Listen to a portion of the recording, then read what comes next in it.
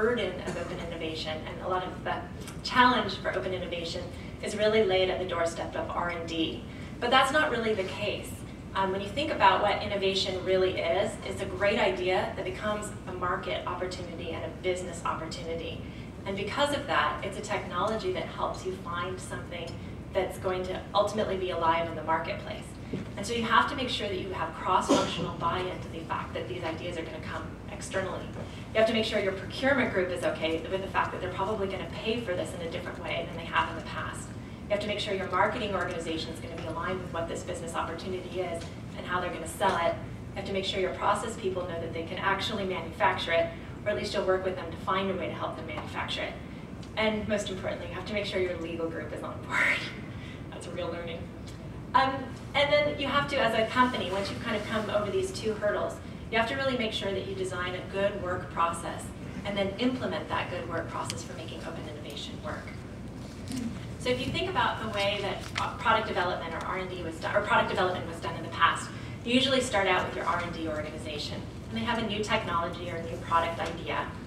They might go to a consumer and find out what the consumer thinks, and if the consumer likes it, then they would launch it into a business, and everyone would be very happy. So the thought was, in the past, all you had to do was give the R&D organization more money, and they'd come up with more ideas, and then that would be great. You would go ahead and move forward. But that's not the case. We realized that innovation can happen in a lot of different sectors. And what you have to really do is you have to think about how linked the technology, the consumer insights, and your business is to be able to bring alive these opportunities in the marketplace.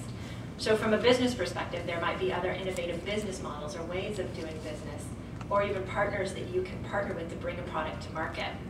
There might be innovation in your consumer channel as well. Who are the consumers that you talk to, and how are you talking to them? What questions are you asking, and what are you really driving towards?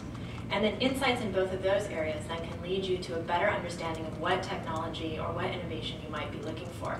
And so you're able to craft a better understanding of what you're actually looking for when you go out to talk to an external network.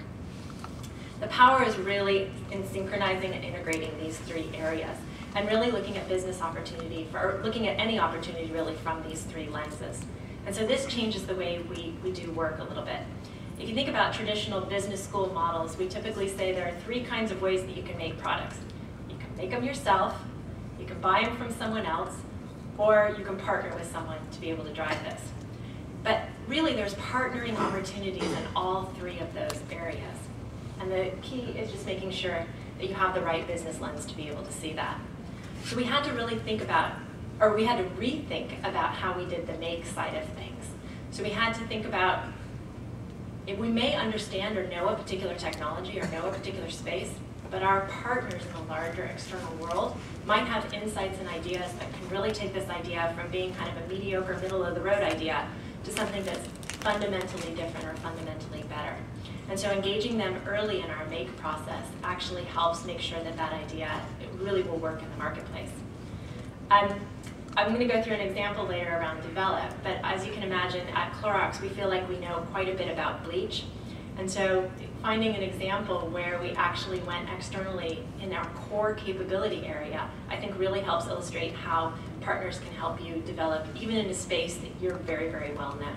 So I'll get into that a little bit later. It's a teaser.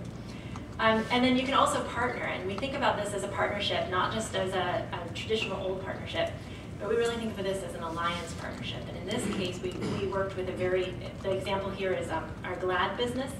We actually worked with a very unconventional partner. We worked with one of our competitors, P&G, through a joint venture to develop new technology in the area of food storage.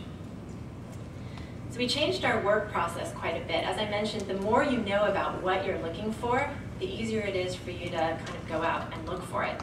But it's very important, as was mentioned earlier in the talks, it's important not to go through and craft what you think that solution should already be. Instead, what you want to do is you want to keep it broad enough that it's a problem statement so that you can be open to a lot of different solutions, but narrow enough so that you don't expend all your energy scouting and not really move it beyond that point.